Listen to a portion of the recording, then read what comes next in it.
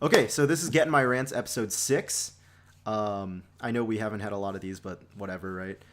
Anyways, so today I have with me, and you guys can introduce yourselves. Which one of you wants to start? I mean, any is fun. I All can go right, first if you Parker, want. introduce yourself. You're Parker. I'm Parker. All right, cool. That's pretty John, much it. you wanna? I am huge jackass, aka John. All right, so That's it. that's formerly renowned star JP Jokers. And Will, would you like to speak up? I'm Will. There we go. The cryptic Canadian. Dude, why are you bringing back this The shit? cryptic Canadian. If you go back, so I just want to make a slight. So I know this is gonna say again my rants episode 6, but if you go back into the first video that's viewable on my channel and go into the links, you can actually find archived is the first 2 episodes of Getting My Rants, where you can hear our 8th grade voices. It's pretty, Oh, yeah, it's pretty lit. I remember Andy and I were particularly squeaky. But anyways, so to preface this week's topic, I want to discuss like the um the replay value of a lot of games, right? And the reason this got in my mind, mostly like there wasn't too much other news I cared about from E3, but I went back to play a lot of older games, mostly Call of Duty, because I was having fun playing through the campaigns of Modern Warfare. And those games, roughly like they're obviously very short campaign wise, like 4 hours, 6 hour, So that's not something compared to like a role playing game like Skyrim. But when I went to go play multiplayer, which is where most of the value of the game comes from, where they're selling it, right, the selling point. Obviously there's not as many players anymore because servers are down. And I was just curious, what your takes were on like how do you feel about like this yearly cycle, I guess, and as it's transitioning away, it seems, of like especially like Call of Duty was probably the largest offender of this in that sense, where like they would have a yearly cycle and then people would pretty much move on to the next game, so you had to continuously buy up to like keep up with the server population, as opposed to a game like where we play more nowadays, like maybe Fortnite or League of Legends, where they're a lot more continuous. Indubitably. um, Thank you, John. first of all, fuck Fortnite. But yes, yeah, Call of Duty has always kind of been like that. It's like the replayability has mostly come from the multiplayer. Like you can play the campaign. I mostly played it for the story. Like I played Black Ops through the story, Black Ops 2 maybe, Modern Warfare 3. That's pretty much all the Black Ops I've played. But I played through the story like once on like medium difficulty or something, just to, like get the story. And then I hopped into multiplayer where I immediately put like Mm. 100, 200 hours, however many I'd put on Xbox. And I stopped playing Call of Duty after like Black Ops 2, but the replayability more came from multiplayer than anything else. Hmm. Except there were some people who went back and wanted to actually challenge themselves by playing harder difficulty on the campaign, which I never did. Okay. Very relatable. Yeah, John, I know you play a lot of Halo, so do you find the Halo like campaign to feel any different? Because I know Halo's campaign is Oh, much longer. hell yeah. Dude. Dude, I can actually replay the entire Halo campaign this day and I would have just as much fun, if not more, than Well, I what I mean, used to. how long is the Halo campaign like for one game? Say, Oh, I mean, it's gonna be a full day. like From how like, many hours would you estimate? Which one, first of all? Let's Halo just. I see 1. you're playing Halo 3 right now, so Halo 3. Yeah, you know me. Halo 3, let's see, it's like 9 missions. It would be like, I remember my first playthrough on it when I was like in, 7th grade or 6th grade. It took me like 8 hours to get through like, 8 of the 9 missions or something like that. For Halo 3. Yeah, so I'm guessing 10 hours in total if you actually do everything and enjoy it. How long to beat says main story for Halo 3 is about 9 hours. Main plus extras is 12 hours, so Okay, about so in there. definitely like it is longer than Call of Duty because I guess campaign was a much larger advertising point because people were more involved in the story of those games. Well, yeah, and it's also just if you don't like fucking speed run it and like you actually take your time to enjoy the game. Like, holy shit, fucking scarabs just jumped out of the sky, and, you know? So And, like, did you guys ever like did you guys have any problem with like the model before, like say, because for me personally, like in middle school I was never I know a lot of people hated like, oh, Call of Duty copy paste the game, year after year you're playing the same Yeah. thing. Personally, I never had a problem with that in middle school or even in high school because I was having fun with the game. If I had to pay $60 to move on to the next game, that for me at least that was pretty much fine. I don't know how you guys felt about that, so. I didn't pay much attention to it. It's like whatever my friends are playing, I'm gonna throw $60 at. All right. Because like when I got an Xbox, I'm like, oh, we're playing Call of Duty. Like I guess I'm playing Call of Duty. So pretty I much. used to I play, didn't care. sorry. No, go ahead. I'm done. I used to play a lot of games, just in general. One of them was Assassin's Creed. And they tried to do the cycle that COD did, where it's like, actually they try to do 2 games a year at one point. That was a clusterfuck, if I had to say one word Which 2 to games was that? describe it. That was Assassin's Creed Unity, and I believe Assassin's Creed Rogue came out at the same time. Oh, okay. Rogue was okay. It came out on 360 and PS3, and then there was Unity, which was the bugged mess that we all know. It was so bad, in fact. I don't think I've ever bought an Assassin's Creed game past that. So, like Assassin's Creed, though, again, how long would you estimate? Because I know that one's like a major RPG, right? So, like, you'd spend a lot of time just in it would campaign. take. I think Black Flag took me a full week during winter break to play it like nonstop. So, like, hours-wise, what do you think is like applicable there? 72. I'd Okay, say. yeah, You so that know, is like, pretty rush heavy. through it, yeah. All right, but okay, so say they have like a yearly cycle for that, though. Do you think you were able to like get more out of the game than just the 72 hours of gameplay for the story? Like, did you ever go back and play the multiplayer or explore like alternate? I don't know if they had alternate events you could do in that game. The multiplayer wasn't really super fun in Assassin's Creed. It was okay, but it was like, you ever play multiplayer for Assassin's Creed, Jack? No, that's why I'm asking. Okay, yeah. So there's only like one game mode. It's basically you run around and there's like a bunch of people that look like random people, Mhm. and you had like one target, and you had to find that one target. And everybody had a target, but they were trying to go around and assassinate. Hmm. You could be assassinated too, out of bumfuck nowhere from left field. It's like Yeah. League. Yes, top lane. Ganked all the time. And it was kind of fun, but it Okay. kind of got old. Well, then, Can't. do you feel like you got like adequate value then out of the game, as opposed to something that was like multiplayer where yeah. you could No, get no, hundreds no, of hours? Just one run through of the game was like the full worth. I don't even like feel the need to replay the game. All right, Will, what It was about a huge you? Process. Well, as a man who spent many years buying sports games, and then the next year when a game would come out, basically a reskinned version with new rosters and pretty much no new features, I'm probably not the best person to speak on this. Like, Well, I mean, the point is like you were fine with it, right? You were comfortable Yeah, with did it it. bother you? Yeah. oh yeah, it bothered me a lot, but I Oh, still okay. bought it. Okay, but so like you were upset, but you recognized that it was almost like a Yeah. subscription fee, kind of, because you'd basically be Yeah, paying like, for the same I game. definitely put plenty of hours in. There's definitely points where I like stopped buying the game. Like I skipped like I skipped a year of NBA and I skipped a year of NHL and stuff like that. But like, because until they started adding new features, I felt like it was basically a reskin version of the same game, and I felt pretty cheap that it didn't like felt like they put no effort into the game outside of one game mode, and between like a 3-year span. So like the replay value on old sports games is garbage. So basically, you buy that game for a year, and then it goes and sits in a closet, and you never touch it ever again because they basically I'll use from the example of NBA 2K16. In my opinion, was the best NBA game that they made.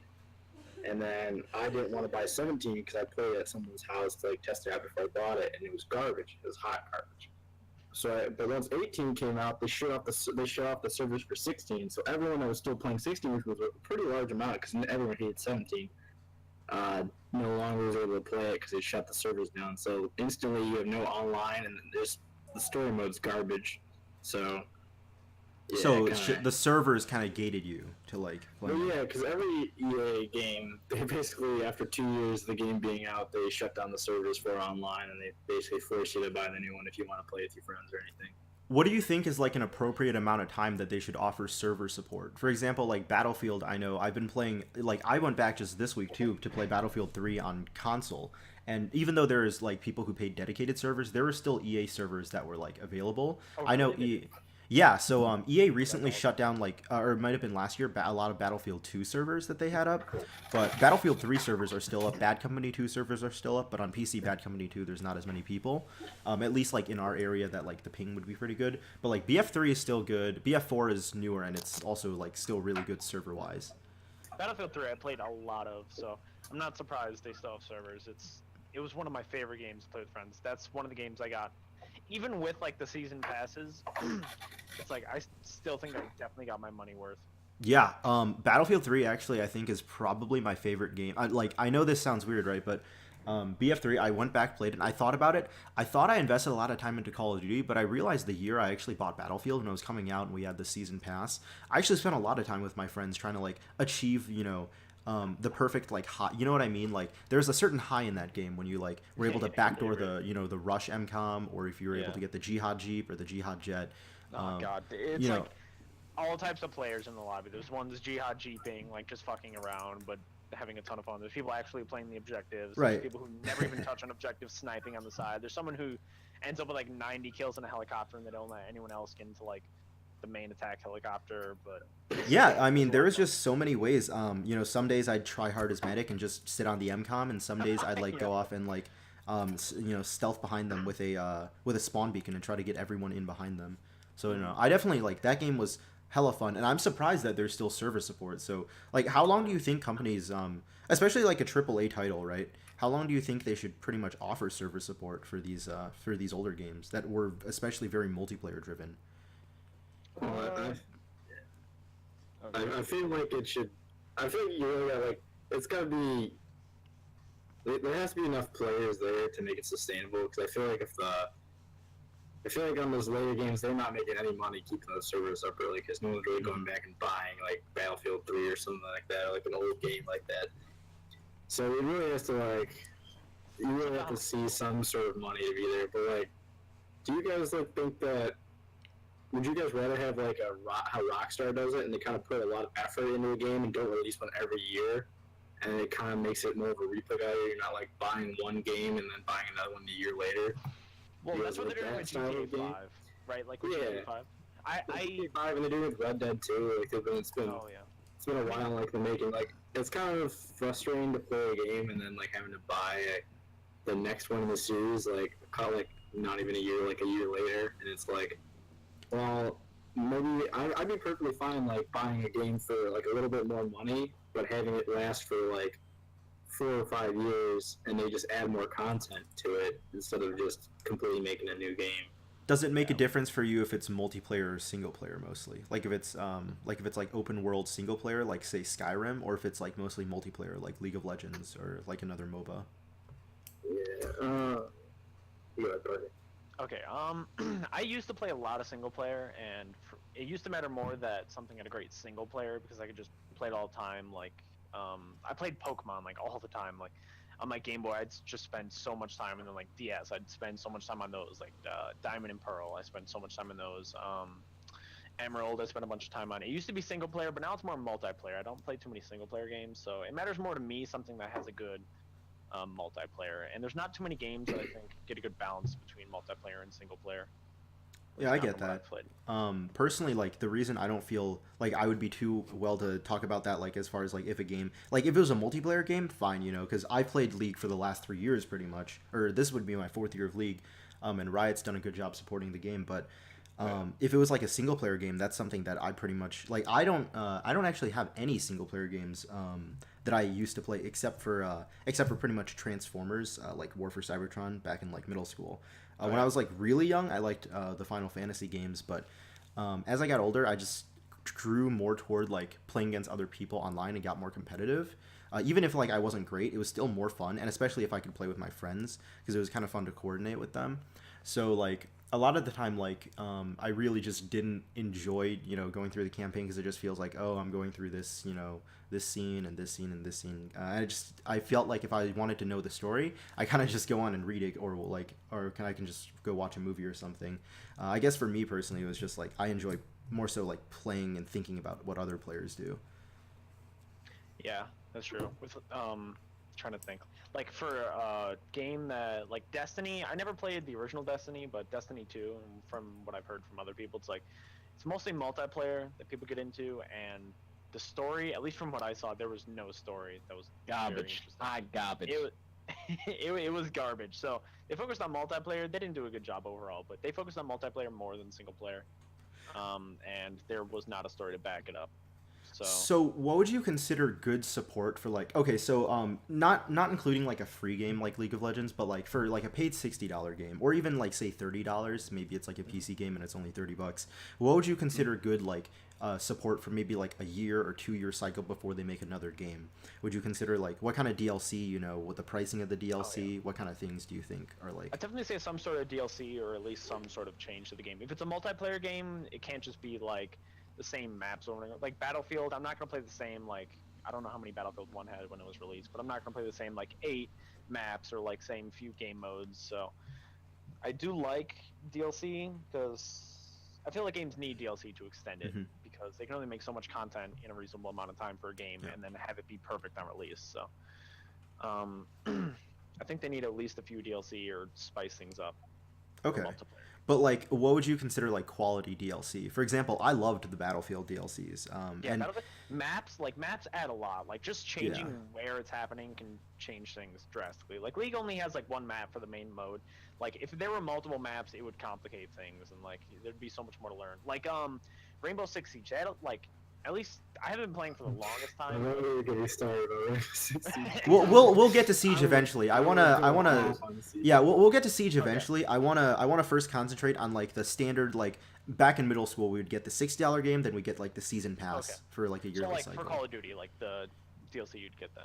Yeah, kind of like that. Because, like, I was very satisfied with Battlefield. For Call of Duty, I was less satisfied, but I was like, well, fuck it. You know, my friends are going to play it. I might as well buy it too, right? I was definitely less satisfied with Call of Duty. Like, the DLC, like, one DLC pack maybe had, like, a couple maps.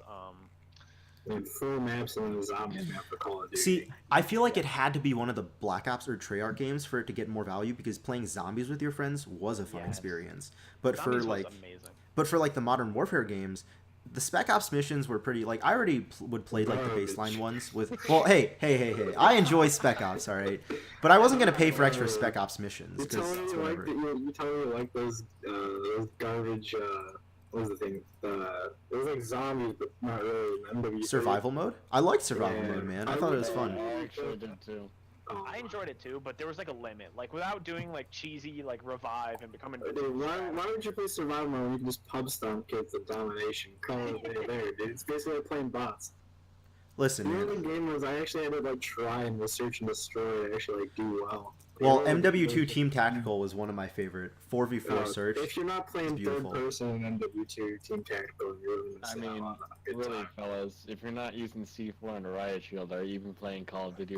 There's JP Jokers coming out again with his turtling strats. But no, so like, what other games did you guys play that had this type of cycle? I mean, the ones I only know is like Call of Duty and Battlefield because they're really they had like a yearly cycle. Yeah, like they would, or at least like maybe 1 to 2 years they had post content support. It was like a $60 game. You have to buy like multiple DLCs after. Did Assassin's Creed ever do something like that? Sports games got no content.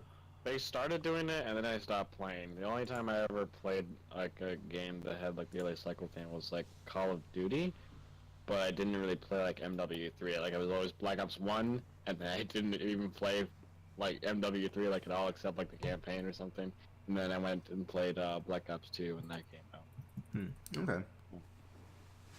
Well then, for me, turned into a cycle of I'll enjoy the game if my friends are playing it, but I can't play this game by myself because it's so garbage. Well then, after what's it called? After Black Ops 2, I got Ghost. I only had fun because I played with friends, and then after that, I never bought Call of Duty. Well, I guess Ghost on 360. The evolution of this this post content support is in the form of drop boxes now, right? We see this all the time in like Call of Duty and Battlefield nowadays, where there's like supply drops. So obviously, I'm assuming like there's a general consensus that everyone hates like supply drops for the most part. Like there's some positive and negative, but like just what are like the things that you like or dislike in the current state where like there's weapons? Video games as a whole. Let's focus specifically if the game's like has a base price like $60. It's. Oh, gotcha. We'll get on to like free games later. I was going to talk about free games. I was asking like if you're talking about what we like in like the current state of video games, or if it's like about DLC specifically. Yeah, specifically DLC, like the supply drop DLC, the kind where like you have to like roll boxes to get certain things, especially if it's like an already paid game, not like a game that's free. Real quick, Jack. Sure, you can go off on Rainbow because I know Rainbow has the different editions for payment. It's not like League where like you get it free and then you have to collect champions. You have to pay the initial price, right? And then you have to collect things. Rainbow, so they have some guerrilla warfare marketing strategies. they're ruthless. Yeah, they're ruthless in the marketing, dude. They're like, hey, new season's coming out, boys. Let's make some really overpowered operators. Then you're gonna get doused on for a good 2 weeks before they get nerfed to the shit. So they're like, okay, here's the really good guys. You can't win a game unless you have him on your team or you're playing him. So everyone's like, oh, I want this guy. And then they just pay the money for the season pass. They're all excited. They just got the new operators. And then 2 weeks they're nerfed. The recoil's garbage. They lost half their gadgets, and now they're never playing ever again. And then you go back to playing Jaeger and Bandit, and you enjoy your life from there on. It's really scummy. And what about the what about the like starter edition too? Like there's like 4 different editions you can get, and like the cheapest one is like, oh, I can get the whole game like Rainbow Six Siege for only $8. That sounds like a great deal. That's me. But then like, Oh, Will, you got screwed. Yeah, you want to grind up for I didn't know that. Yeah, And my so friends for warned me. $15. Yeah. $15 for the starter edition. I'm like, oh, sick. This is not bad. I'm like, I thought it was because when I bought Rainbow originally on the Xbox, they gave you had to unlock every operator normally, but usually the first operator in the set costs I think it's $250 at the first one, then $500, then $1,000, then $1,050 a round each, and it goes up like that. I was totally fine doing it. That's what I thought that edition was. But was I mistaken? They give you 3 operators on each side, attack and defense. And don't get me wrong, they're good operators like Ash and Rook and Smoke. Like they're some of my favorite operators. But they also make every operator after that cost $12,500 each, which is ridiculous. That's like so expensive. So I finally got like another operator. But then I've had played on Xbox, and I have the season pass on Xbox, and I just started playing PC. And I assumed that if I logged in my Uplay account, I'd at least get something. I get maybe anything. I get my season pass to maybe transfer over anything. Nope, nothing. Wow. So I bought every single season pass on the Xbox, but on PC I got nothing. So, no season pass for yeah, me. wow. I bought the old season pass. The game's already, and I got on the Xbox. I already bought on Xbox for $60. And at the time, you had to grind out all the hours to get those original operators on the Xbox. And then they made them free for people and all the attachments. But they didn't refund you any of the renown or anything like that. So basically, I'm screwed if you had the game a long time ago. Wow. It just pisses me off. That's why I go off on this game, honestly. My friends warned me. So I bought Rainbow Six Siege like a week ago. My friends warned me like, "Oh, Jack, it's on sale for half off, but don't buy that shitty ass starter edition. You're gonna have to grind for years if you want any ops. Buy the $40 version. It's half off for $20 right now." I was like, "Oh, sick!" And I got it. So yeah, hopefully, it's a great game. Don't get me wrong. It's one of my favorites. I'm actually good at it, but like, they just milk you for money, and that's annoying. Right. And it's like it's a hard milk. I've spent about.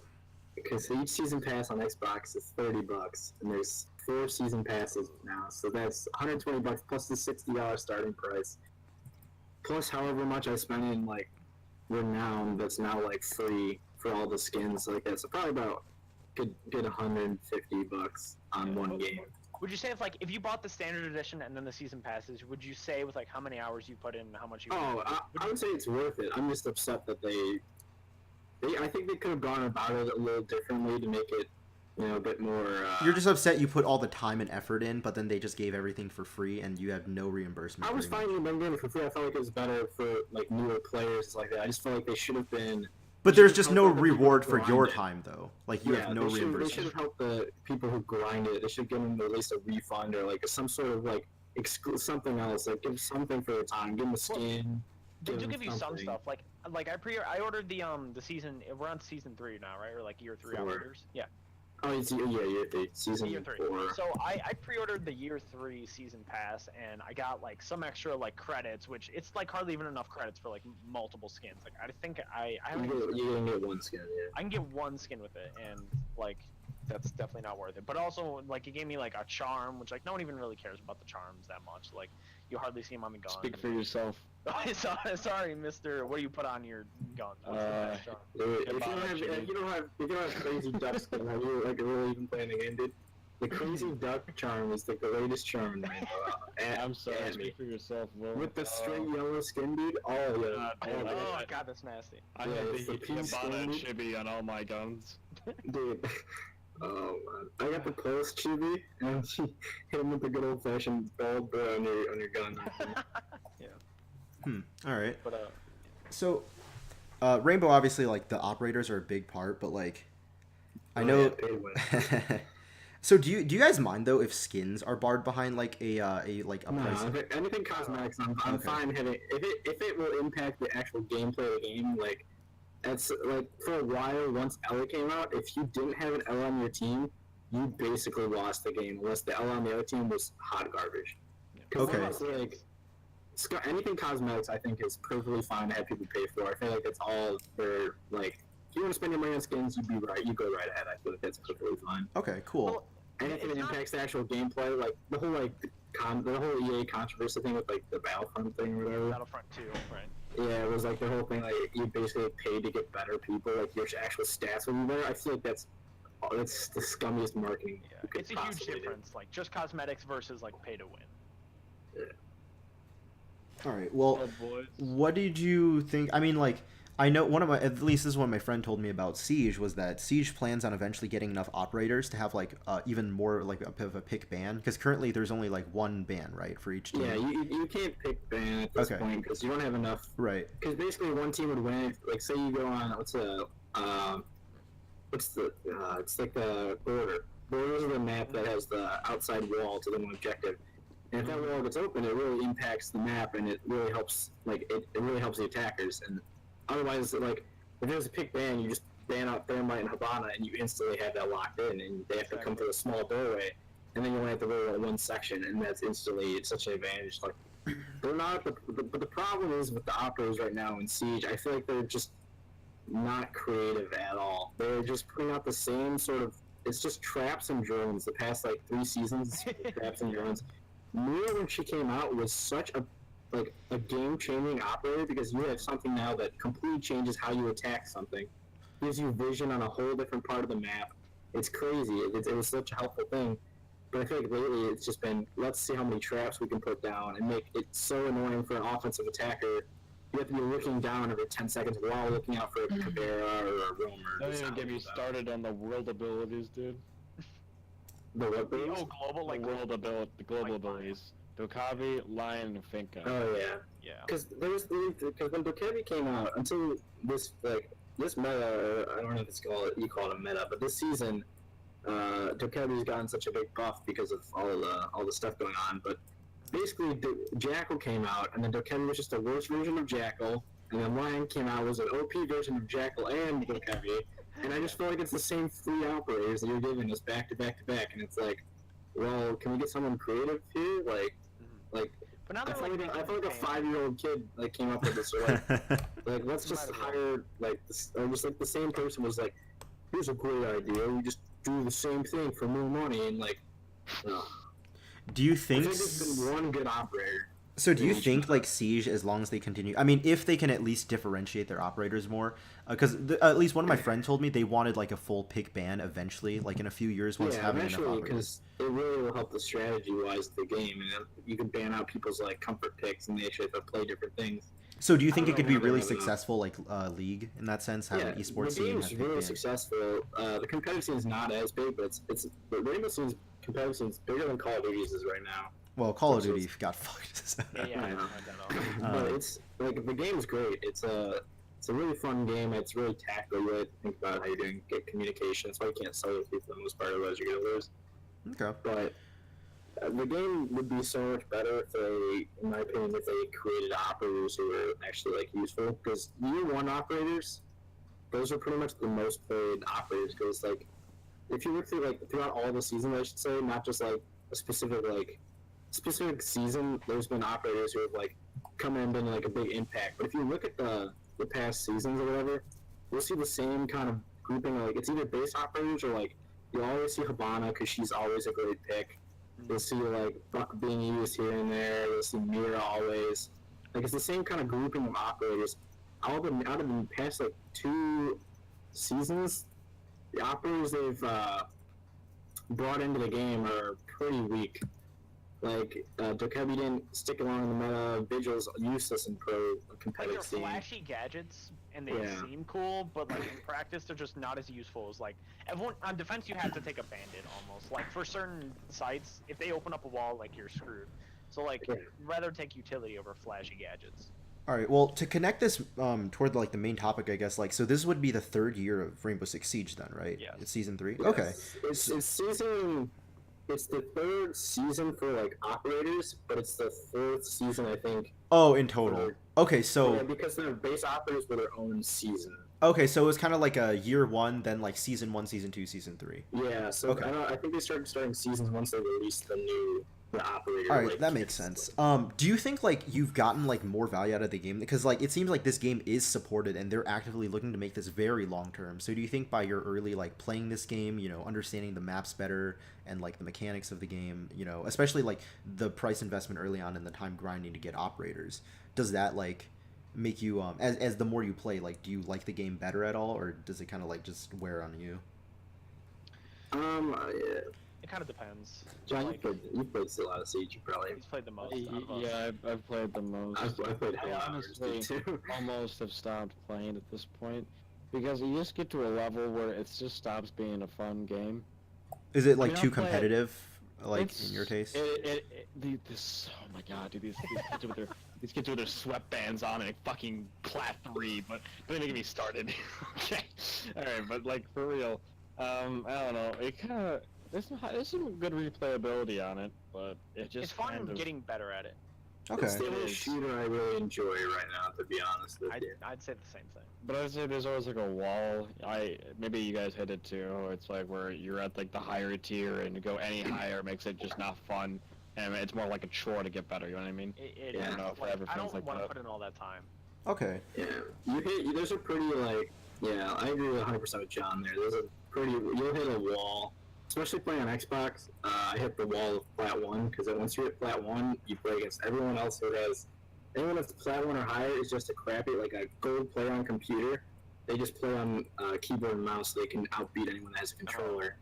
So you hit a wall, and it was just like, I stopped playing for a while, because once I hit plat 1, I was like, okay, I'll have no fun playing ranked for the next couple months, because that'll just be me just getting mad over and over again about the same stuff, because I'm losing the same people that are better than me because they have an advantage with faster reflexes. But like, yeah, it's just you hit a wall. All right. Well, then I'll throw another game out there that like I don't know if you guys would consider it an anomaly, but like, so Minecraft came out like when we were in like what 6th grade, right? Like, okay, so like before Minecraft came out, I don't think there was many games that were popular that were like, oh, this is a beta or alpha release, buy our game, right?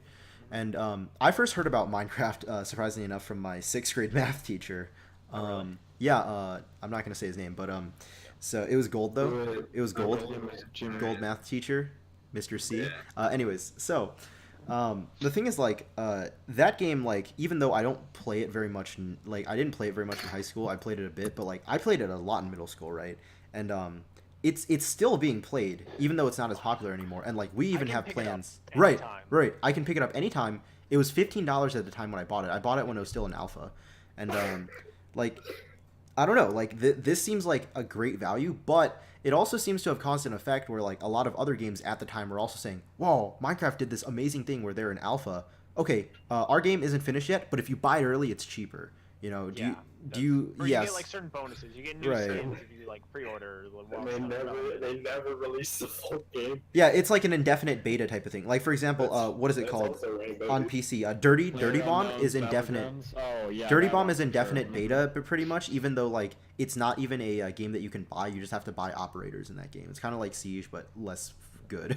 Dude, I thought you brought it full circle back to Siege, because Siege still has ranked. It says ranked beta. Yeah, It took it's 3.5 years.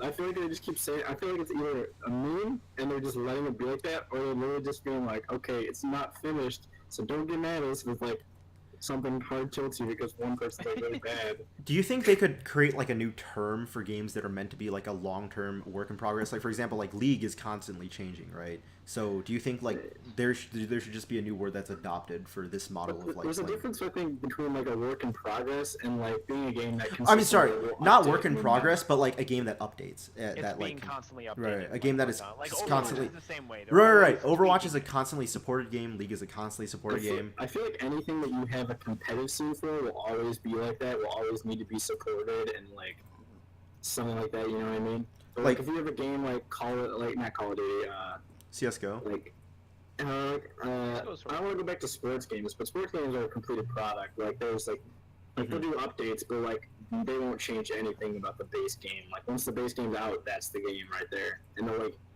update like glitches and they'll update like something if something's really like overpowered. Yeah, like, but something updating that's- bugs is different than like updating content. Exactly. They don't add any new content. There's no like.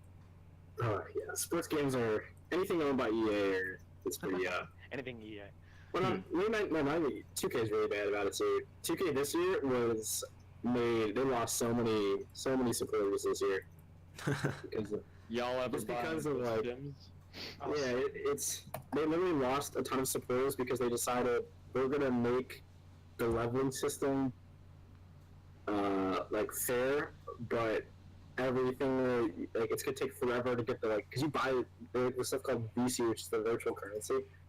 And you use that to upgrade your character, but they decided to make it instead like you have to spend over like $300 to get to level 99, which like it doesn't make things as overpowered, but like there's such a difference between the level 99s who actually are willing to spend that much money and the level like 88s. Like you wouldn't think like in past games you could do perfectly fine with level 88s and stuff like that, but it's just they just make you pay ridiculous and like for like the highest amount that you can buy is like $100, and that will only get you like level like 85. So that's like $300, and it's just not even updating anything new about the game. It's like this is the game you get stuck with if you want to like buy money to like make yourself better than all the other scrubs. Or like it's like here you go. And like yeah, it's rough. All right. So Well, I think there should be a term for games like that. that is For constant Honor is- support. For Honor is becoming one of those games right now where they keep continuously updating. They I'm have been surprised that's still alive, but it is. I thought 400 died after like the week it was like free. I played it for like a month or two, but I stopped playing it because they released these DLC heroes, and that kind of if you know anyone who played For Honor when Centurion was first released, I heard people hard tilting about him. I didn't know. I didn't play the game at all. for another couple months, and then all the DLC heroes were released by the time I got back on, and I was like, all right, I'll play this game a little bit more, I guess. It's like I Overwatch remember- with the Brigade meta. Yeah, I remember when For Honor was first released. I thought it was more of like a meme game, to be honest. But I didn't know it got so popular like over the course of time. Yeah, no, it's been doing good. It's been doing good. It's still a fucking. It's been doing good. So, do you guys wish Siege was more like Overwatch, where you actually get all the characters and not get fucked? well, Okay, so Overwatch gets their money. Like Overwatch is a straight. You buy it for how much is it? It's $30. $30. Okay, like that's not that bad. And then the only excess money they get is from aesthetics. I think the system they have for that is perfect, and like they're still increasing in players. Well, maybe decreasing now. I'm not sure, but they still have like a very active base, and they're still making money. Fucking On Brigade. fucking Brigade. Except they ruin it with the updates. That's the thing. Like I love the system. Like it's not even that expensive of a game. They update stuff all the time. They tweak stuff. Except sometimes they tweak something and it just ruins the system. Oh, can you give some Okay, examples of there's this? a Because couple- I'm not a oh, frequent hell Overwatch yeah, player. me and Parker really I've can. got, okay, you take Brigade. I'll take Hanzo. Okay, so Brigade, right? John cracks knuckles.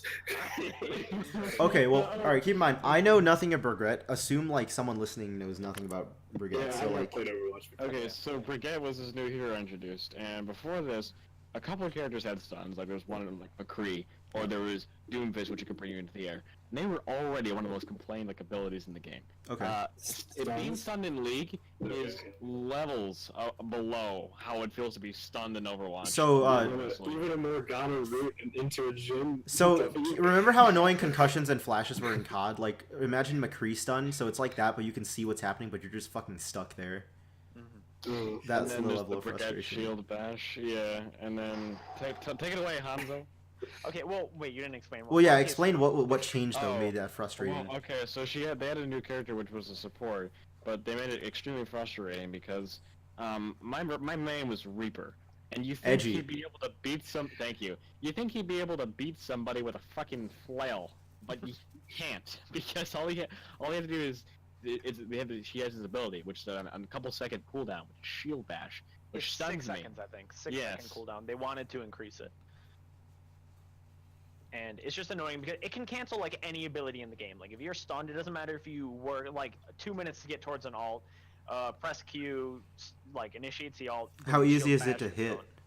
It's like if It's you're super easy. within like So is it like sh- a melee range reasonable pretty much? shotgun range. It's a Oh, shield okay. bash. You dash forward like a decent distance, and she has a shield. So like if there's something in front of her that she needs to like cancel with her shield bash by stunning, like she has a shield, so she walks up, she can get really close, and then just shield bash. And, So it like, feels very low counterplay because there's nothing you can do. Since she already has a shield, she can kind of walk up to you. Yeah. exactly. There's not much counterplay to it. With Reaver, it made it literally unplayable, and like he was like the only reason I kept playing the fucking game. at some Edgy. point. And believe me, I was at the higher elos. Like me and Parker, we were in Masters, and I was even top 500 in a different game mode that we won't name. You know, right, Parker? Lucio Ball. Lucy of all. I named it. So I'd say I'm not of the higher tier of the game, but yeah, it is not Like, fun. we're up there, and it feels like we're just getting trashed on the. Wait, so you guys were like, master tier? yeah, master. You're What right. what's Overwatch's ranking system in that? It's what's the bottom? Bronze. It's bronze, silver, gold, platinum, diamond. Masters, Grandmaster, top 500. Yeah. Okay. And Masters is pretty much like the at least middle tier Masters. I think is at least. I know their like percentage 1%. distribution was a Yeah. bit different than League, 2% but like, yeah. 2%. Something like that. Okay. Alright. So do you guys feel that that's like a very common problem, but also like a double-edged sword for people in games? How it feels like one of the worst things that happen to a multiplayer game. It's especially like a team-based game like Overwatch or Siege or something like that. Where one character, if you don't have that one character on your team, you are like at a super high disadvantage if they like are Oh, yeah. competent. That's how I felt all the time in Overwatch. Like there was Yeah. this Mercy meta for a while. Oh, Basically, Mercy had the ability to. It was pretty lame. Okay, imagine you playing your game. This could be League of Legends. This could be, I don't know, name a game, right? And somebody, not them, the character you just killed, and imagine them being instantly rezzed with and then they kill you, and then the person who rezzed them, you can't like she's invincible. She had iframes.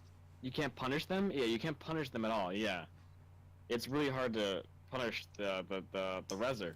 So basically, and then your team doesn't have a rezzer, so it's It's like it was like okay, so when she changed from like a full like you could res the whole team to like individual reses, it basically turned the game into a 6v7 if both sides didn't have a mercy. So like balancing in Overwatch has been a nightmare from the beginning. Like mercy has been changed so much, and she used to be like I know she used to have the ult where like she revives everyone, then to change it to like single target, right? I don't know how that works. It was annoying that it resed everyone because she would have to hide. So like the main healer that's supposed to be doing all this healing is hiding around a corner. Everyone on her team dies. She comes out, reses them, and then it's basically the fight was a 6v11.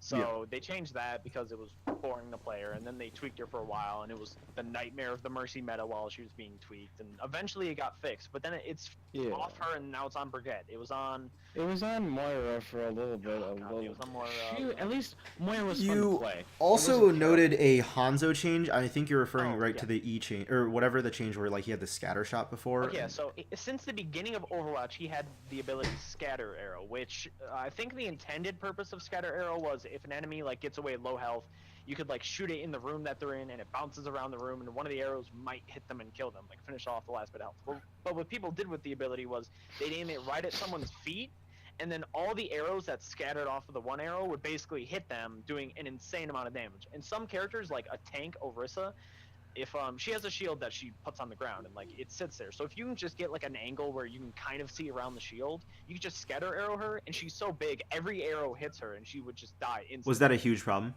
It was a huge problem since the beginning of Overwatch. It also felt terrible because it was pretty much an instant kill, and it almost felt like you didn't have any like skill of using it. It was a no skill, like easy kill every like 8-9 seconds. I don't know what's going Oh, on. okay, but they changed it to the rapid fire, which Yeah, they finally changed it. But the thing that irks me about it is it took them almost 2 years to fix this ability that people have been complaining about since day one.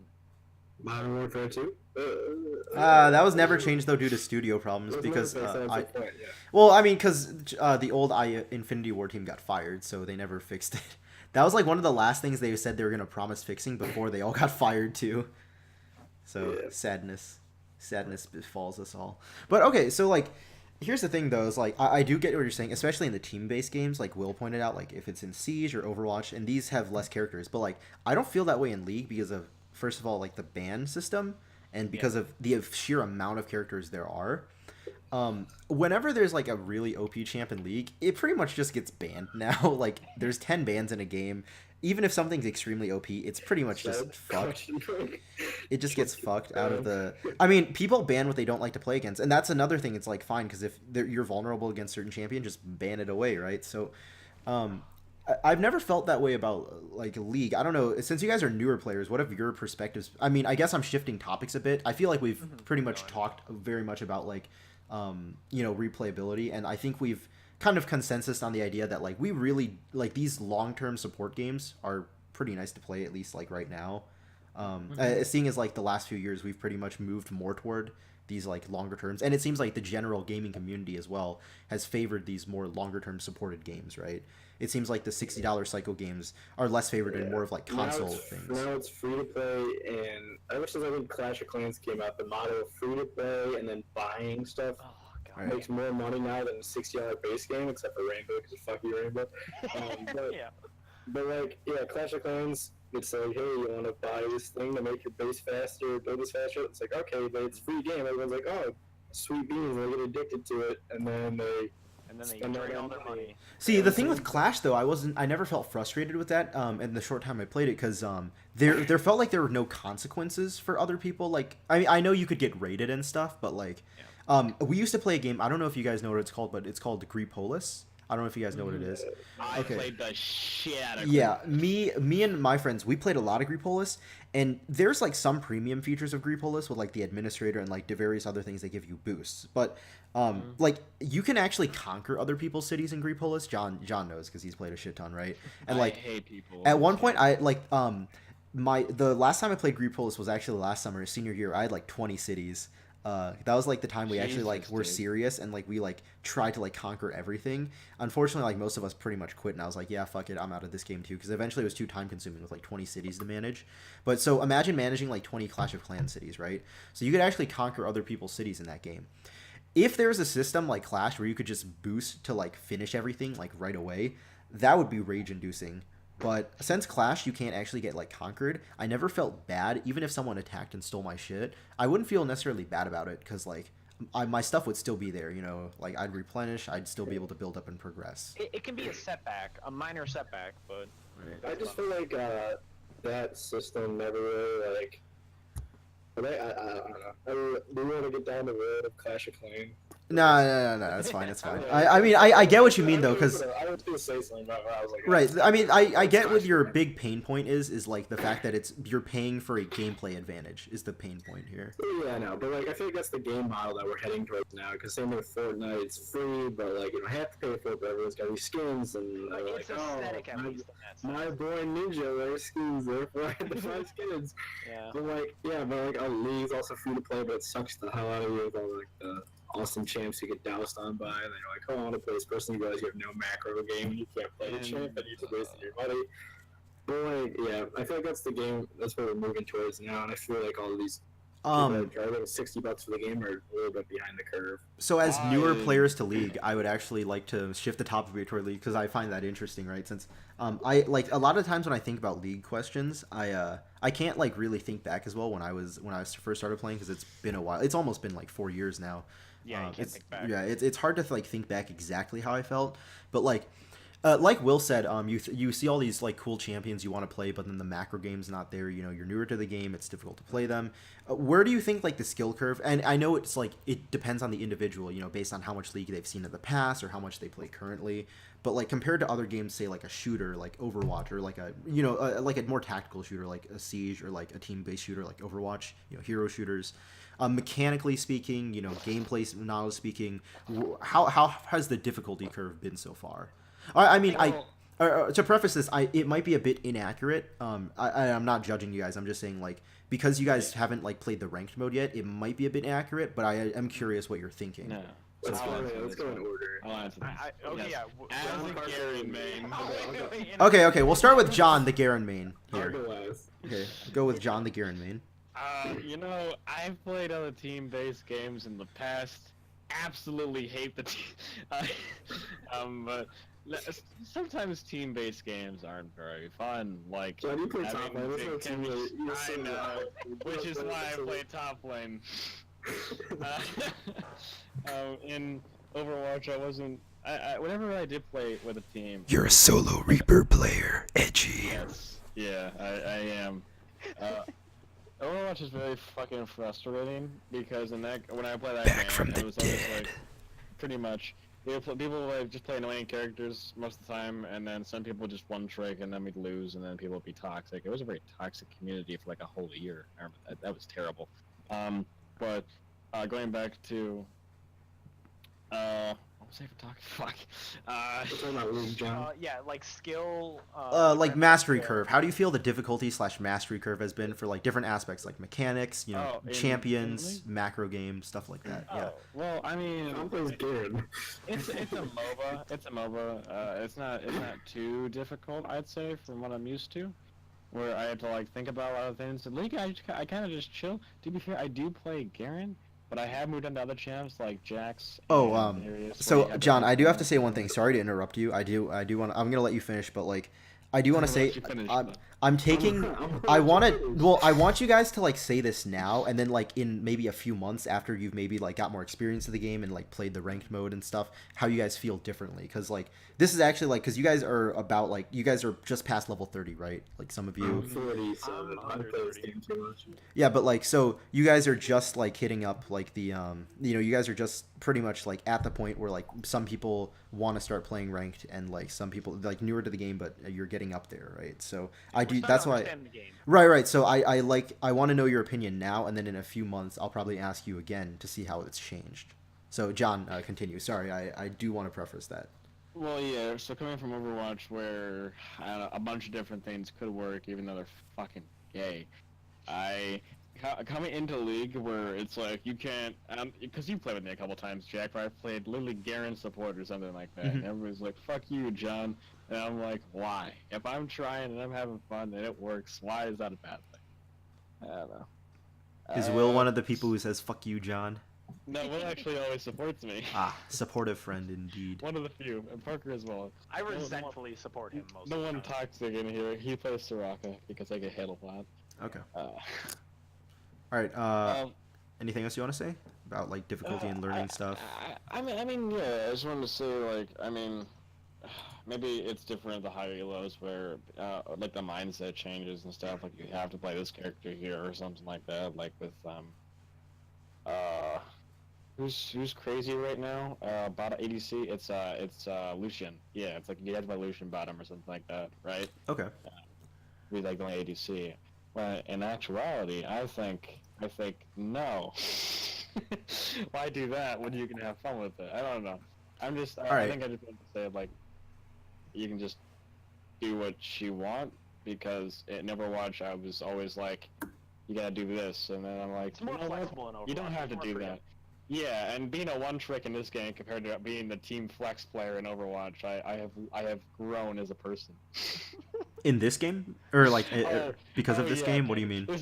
I'm having a fucking fun time playing League compared to Overwatch. In Overwatch, I was toxic as shit. Parker can vouch. I can vouch for that. All right. 100%. I've never had that much fun. I'm just all right. I'm just curious to see how your opinion changes in a few months after you've played ranked and seen toxicity more often. But where would you place yourself right now then, like rank wise? Where do you think you would be right now, and then in a few bronze months? So right now you think you'd get bronze 1, and then in a few months, where do you think you could be, like improvement wise?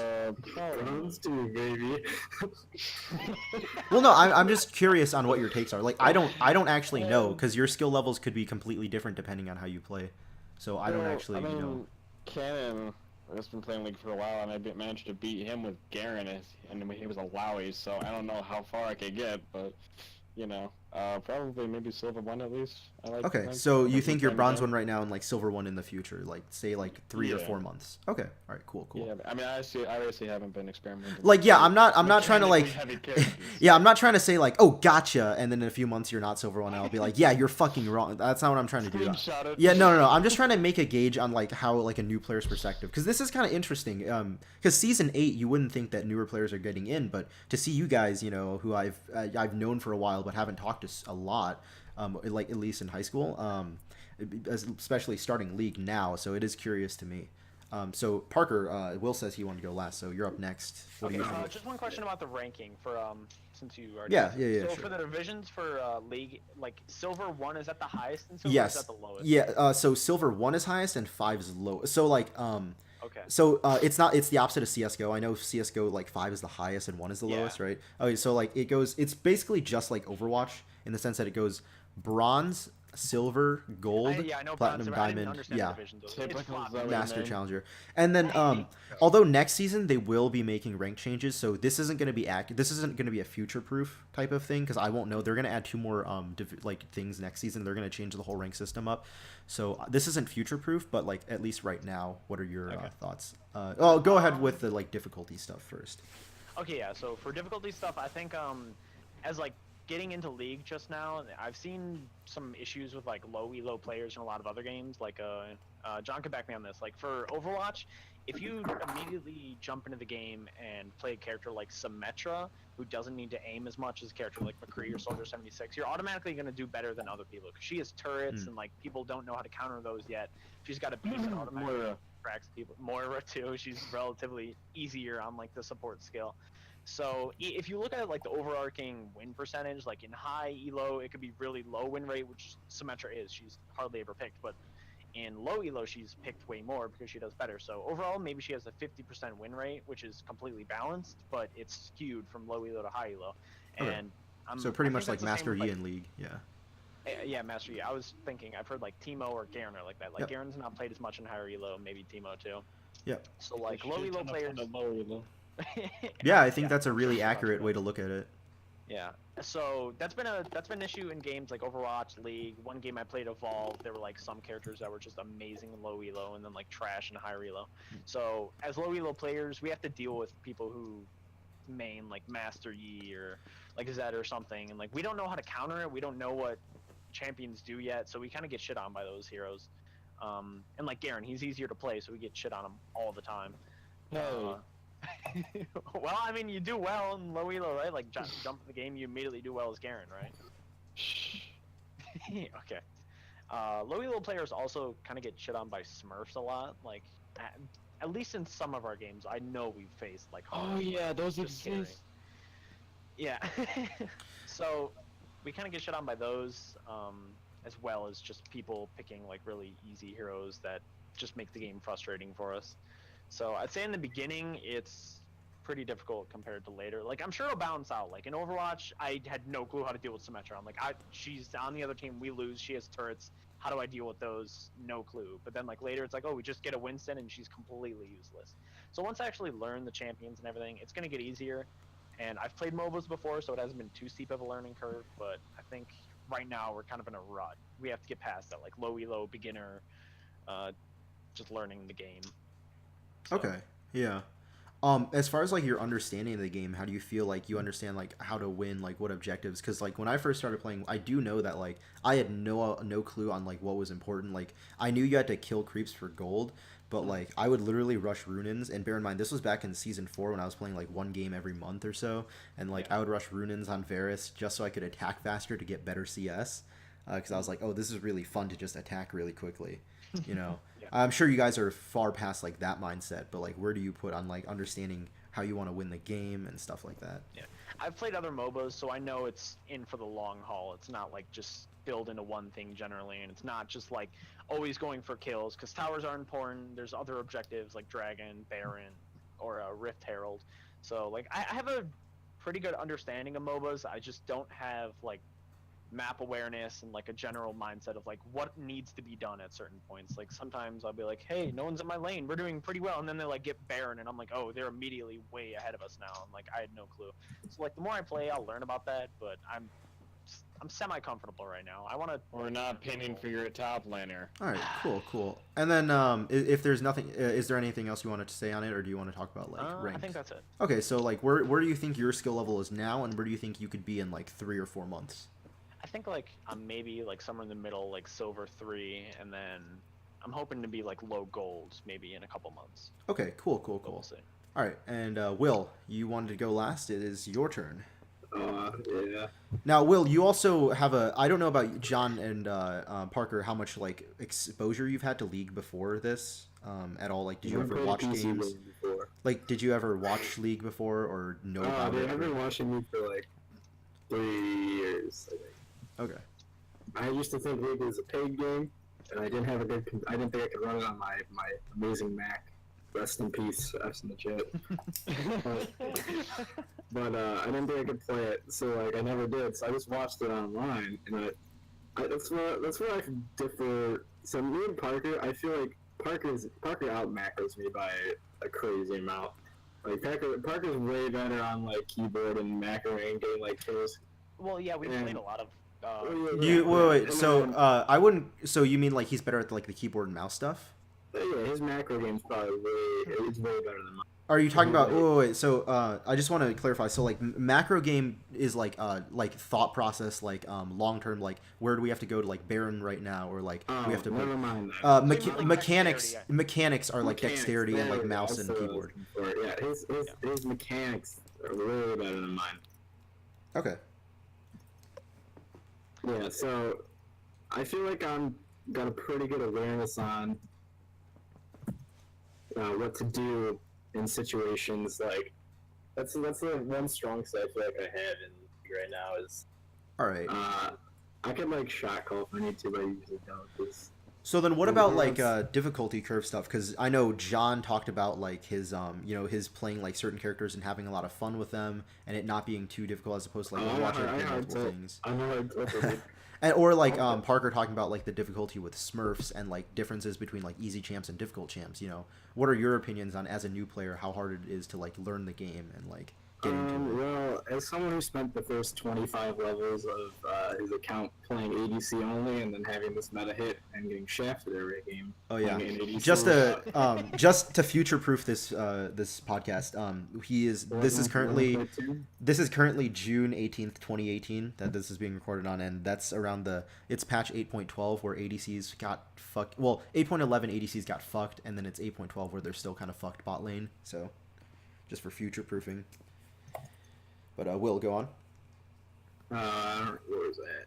You were saying that you played ADC for the first 25 levels, and then now this patch boned you. So as someone who played ADC first 25 levels, I spent most of my time learning positioning, and also not really having to play like a super intense like a Zed or a Yasuo or something like that where you have to be really good on the keyboard and have good mechanics to succeed. I played more positioning, knowing when to push, knowing when not to push, and like all that stuff. That's what I felt like I was the strongest at. And now I've been switching to jungle. Now playing is a bit harder trying to learn. I feel like I've not done as well in the jungle as I used to do on ADC. Just because it's just the whole meta thing makes ADCs just absolute like useless pieces of garbage until you get like two you have to get 2 items in before you actually feel like you're doing damage, unless the team you're playing against just absolutely feeds you. Okay. But yeah, that's definitely it's been the hardest part for me right now is just trying to like learn. Okay, so mostly for you, you explore. feel like for now it's been like a huge issue of like you invested 25 levels of time into AD carry. The patch kind of fucked you over. I invested all my time into that. Yeah, All right. But I knew it was my first game playing, my first computer game, first mobile. I was like, well, I'm gonna play something that I can find fun while also not having to have insane mechanics. I knew that was gonna be my weakest time was gonna be with that stuff. So I thought, hey, why not play AD carry? But I was gonna struggle. I'm sorry to inform you, Will, but there is a very harsh opinion that AD carry is a purely mechanical role in the game. That it's very low to see. And I'll tell you, this is mostly like there are definitely a lot of like thought processes for AD carry, especially like in lane. A lot of micromanagement stuff. I mean, this is technically considered like thought process, not mechanics, but it's also not macro. It's more micro because you're thinking about lane positioning. How to win the lane, stuff like that. So I definitely get what you're saying there. But the struggle, I'll let you know, with AD carry is that you are very dependent on the. I mean, I'm sure you know this because you play a lot of ADC. Yeah, super dependent on the support. Yeah, so like even if you are really good at macro, the AD carry is unable to like force these decisions to happen. Like, oh guys, let's go get Baron, and if the team doesn't listen to you, there's a very it's Yeah, hard to like That's force what makes them. it hard to shot call. Right. Yeah, like it's easier to shot call, especially like as jungler or mid. For jungle can rotate and like contest like objectives, and people always follow them because they have smite. Mid lane is like a very strong roaming lane, at least like in the past few metas.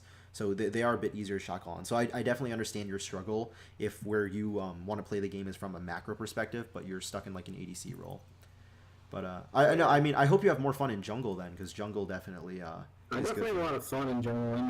Am I always gonna be the most helpful to win the game?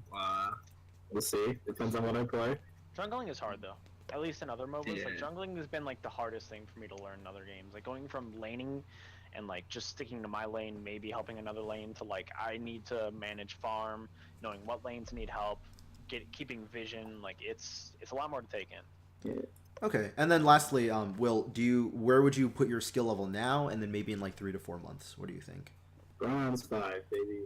That's the other thing. And I then honestly don't even know. in 3 to 4 months, where would you estimate? Well, if ADK comes back, I'm hopping back on the bandwagon, and I don't even know. So, Hey, no, you can make any wild prediction. It can be wrong. It we'll go doesn't matter. We'll go with silver. How about that? Silver. Yeah, where what is rating silver? of silver? Silver 3, silver 4. Whatever. Okay, because yeah, like I said, this isn't to say like, oh, gotcha, you're wrong, ha, idiot. It's more just like I kind of want to see like how a new player views like how difficult the game might be and how much they can improve, like playing the game. So I am just curious. All right, well, awesome. So thank you for your takes. I guess like we've pretty much discussed everything. It's been an hour and 6 minutes already. I'm sure my mouth is dry as well. So is there anything else you guys want to say or plug or whatever? Feel free. I think that's it for me. I also just want to say, Darren doesn't have a lot of options when it comes to combat. Great. So I've had to actually be okay, and I haven't really been like I said. I play League for fun, but a few times in custom games is when I really actually tried. And you know how that went, right, Parker? Against Cannon, or well, you played Against me too. yeah. Well, I remember one time Will tried to direct counter me Darren with Teemo. That didn't go well. They know how to play Teemo, so that kind of went down that. I feel like it's less to focus on though in custom games. Okay. I mean, that's just me. Yeah, so I mean, just what I have been practicing is how players act, and how they. I mean, I'm just aggressive in general, so I have to do that so I know what the fuck they're gonna do. But I like to be able to predict people. Predicting And so, people is even though I don't know their Knowledge. abilities and what they can do yet, a lot. I think, yeah, champion knowledge, very important. I think the hardest thing that I've found lately is trying to playing with a specific group of people. I feel like will make it a lot easier to learn stuff because you know how they play and like you kind of all have your own like rules, I guess. And it's really hard to like keep swapping out who you play with because sometimes their communication's really bad. They don't know what they're like. The hardest part I find when we all play together with like other people is anytime we get into a team fight, it's really like this guy. It's like every man for himself. Who gets like everyone wants to kill really bad. Mm-hmm. It's not so much for like the team. So like yeah, It's why it's satisfying playing support. It's like I'm actually like keeping people in the fight. It's like I'm not just focusing on getting kills. That's why I find I have more success playing with the tankier junglers and the junglers who are more focused on getting teammates kills and not just like taking them all for myself. Because later in the game, I find that I'm not the type of person that can hard carry especially on a jungler. I feel like they don't scale as well, and I just feel like if I can give my most kills I can get to the laner, then I feel like I'm doing my job on the team. But yeah, winning a team fight's definitely my number one goal right now because I feel like whenever we get into team fights, that's when there's a lot of team fights that are very possible to win, and we end up losing because we decide to focus on one person, not focus the guy. Everyone focuses the guy who's low, not the guy who is dealing out all the damage. So Alright, yeah, cool. Anything else you guys want to shout out or plug? Like the Oh, my Cryptic God. Canadian channel or the JP Jokers channel? Not really. No. All right. Put my Minecraft server. All right. Well, if that's all, then I guess all right. I guess we're gonna close it out. Anyways, this is Jack signing out.